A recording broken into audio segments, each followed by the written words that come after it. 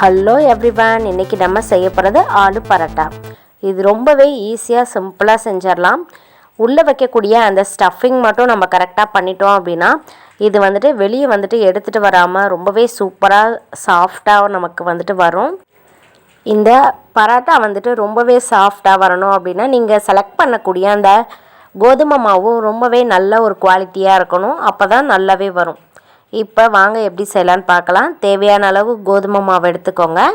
அதில் 1/4 டீஸ்பூன் அளவுக்கு உப்பு சேர்த்துக்கலாம். உப்பு சேர்த்துட்டு நான் கொஞ்சமாக ஒரு பிஞ்ச் அளவுக்கு ஓமம் இருக்குல்ல, அந்த ஓமத்தை நல்லா க்ரஷ் பண்ணி வச்சுருக்கேன். அந்த ஓமத்தையும் இதோடு சேர்த்துட்டு தேவையான அளவுக்கு தண்ணி ஊற்றி நல்லா பிசைஞ்சுக்கோங்க. நீங்கள் 1 கப் போல் மாவு எடுத்தீங்க அப்படின்னா குறைஞ்சது ஒரு 1/2 கப்புக்கு மேலே தான் நமக்கு தண்ணி தேவைப்படும். அப்போ தான் நல்லாவே சாஃப்டாக ஸ்மூத்தாக அதில் கிடைக்கும். தண்ணி ஊற்றி ரொம்ப சாஃப்டாக பனைஞ்சு வச்சுருங்க. இது எந்த அளவுக்கு சாஃப்டாக இருக்கோ அந்த அளவுக்கு நமக்கு சப்பாத்தி சூப்பராக வரும். பாருங்கள், இப்போ மாவு நல்லா பனைஞ்சு நம்ம வச்சாச்சு. இது ஒரு 10 நிமிஷம் போல் நல்லா ஊறட்டும். இந்த மாவு ட்ரை ஆகாமல் இருக்கிறதுக்கு நான் மேலே கொஞ்சமாக எண்ணெய் அப்ளை பண்ணி வச்சுருக்கேன். இந்த மாதிரி பண்ணி வச்சாச்சுன்னா ட்ரை ஆகாமல் இருக்கும். இப்போ ஒரு 3 பெரிய சைஸ் உருளைக்கிழங்காய் எடுத்து வச்சுருக்கேன். அது கூட கொஞ்சமாக உப்பு போட்டு ஒரு 2 விசில் வச்சு நம்ம இறக்கிக்கலாம். உருளைக்கிழங்கு நல்லா வெந்திருக்கணும். உருளைக்கிழங்கா வேகிற நேரத்தில் நான் கொஞ்சமாக கொத்தமல்லி தலையை நல்லா சாப் பண்ணி வச்சுக்கிறேன். பாருங்கள், இந்த மாதிரி தான். அந்த கொத்தமல்லி தழை தெரியக்கூடாது, அந்த அளவுக்கு நல்லா நம்ம பைன் சாப்பாக பண்ணிடணும். அப்படி பண்ணியாச்சுன்னா ரொம்பவே சூப்பராக உள்ளே வைக்கக்கூடிய அந்த ஸ்டஃபிங் ஈக்குவலாக நமக்கு கிடைக்கும். எந்த அளவுக்கு நீங்கள் சாப் பண்ணுறீங்களோ அந்த அளவுக்கு சூப்பராக இருக்கும்.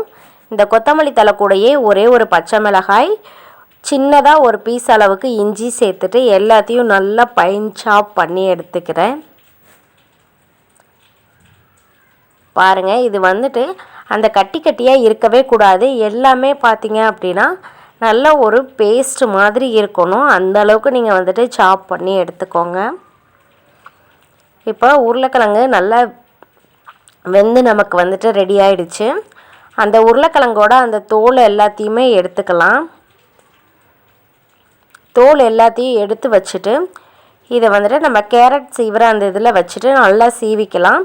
இல்லை நீங்கள் கையில் மசிச்சு விடுறீங்க அப்படின்னா கையிலையும் மசிச்சு விட்டுக்கோங்க. இந்த மாதிரி சீவும் போது நமக்கு ரொம்பவே சாஃப்டாக கிடைக்கும் உருளைக்கிழங்கு. கையில் மசிச்சாச்சு அப்படின்னா அங்கங்கே கட்டி தெரியும். இதுக்கு உங்கள் காரத்துக்கு ஏற்ப மிளகாய்த்தூள், நான் 1/4 டீஸ்பூன் போல் ஜீரகத்தூள், தேவையான அளவுக்கு உப்பு, கட் பண்ணி வச்சுருக்க மிளகாய், இஞ்சி, கொத்தமல்லி தழை எல்லாத்தையும் சேர்த்துட்டு நல்லா மிக்ஸ் பண்ணிக்கலாம்.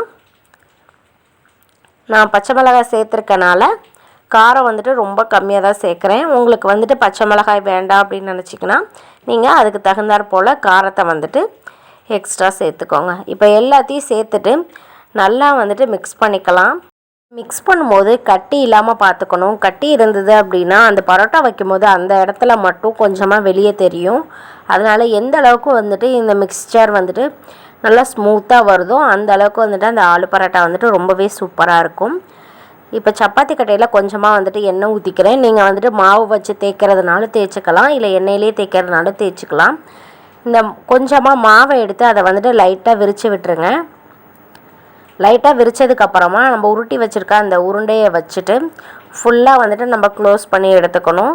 அப்படி ஃபுல்லாக நல்லா வச்சுட்டு க்ளோஸ் பண்ணும்போது தான் நமக்கு சூப்பராக எங்கேயும் பிரியாமல் வரும். நீங்கள் வைக்கும் போதே இதை கரெக்டாக வச்சு எந்த அளவுக்கு நீங்கள் விரிக்க முடியுமோ அதை கையிலேயே இந்த மாதிரி விரித்து விடுங்க. கையில் நம்ம விரிக்கும் போது கொஞ்சம் நல்லா எல்லா சைடும் ஈக்குவலாக உள்ளே இருக்க ஸ்டஃபிங் போகும்.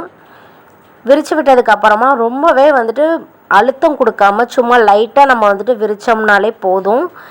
சூப்பராக நமக்கு வெளியே பிதுங்கிட்டு வராமல் வரும். அப்படி நல்லா தேய்ச்சி எடுத்ததுக்கப்புறம் நல்ல சூடான கல்லில் தான் இதை நம்ம போடணும். சூடான கல்லில் போட்டு நல்லா ஈக்குவலாக கோல்டன் ப்ரௌன் கலர் வர்ற வரலையும் நம்ம இதை ஃப்ரை பண்ணி எடுத்துக்கலாம். இந்த ஆலு பரோட்டா பட்டர் இல்லை நெய்யில் செஞ்சாச்சு அப்படின்னா ரொம்பவே டேஸ்ட்டாக இருக்கும். இருந்தாலும் நம்ம ஊரில் வந்துட்டு அந்த கடலெண்ணெயில் யூஸ் பண்ணியாச்சு அப்படின்னா இன்னுமே டேஸ்ட்டாக இருக்கும். இப்போ நல்லா 2 சைடும் கோல்டன் ப்ரௌன் கலர் ஆகிடுச்சு. இதை வந்துட்டு இப்போ எடுத்துக்கலாம். பாருங்கள், சூப்பராக வந்துட்டு ரெடி ஆகிடுச்சு. எண்ணெய் வச்சு செய்யும் போது அந்த எக்ஸ்ட்ரா அந்த மாவெல்லாம் விழுந்து கருப்பாக வரும் பாருங்கள், அந்த மாதிரியெல்லாம் வராமல் இருக்கும். இந்த ஆலு பரோட்டா கூட தயிர் வச்சு சாப்பிட்டாச்சு அப்படின்னா ரொம்பவே டேஸ்ட்டாக இருக்கும். நீங்களும் இதை வந்துட்டு ட்ரை பண்ணி பாருங்கள். நான் செஞ்சது உங்களுக்கு பிடிச்சிருந்தது அப்படின்னா என்னோடய சேனலுக்கு சப்ஸ்கிரைப் பண்ணுங்கள், லைக் பண்ணுங்கள், ஷேர் பண்ணுங்கள். மறக்காமல் பக்கத்தில் இருக்க பெல் ஐக்கானையும் கிளிக் பண்ணுங்கள். தேங்க்யூ.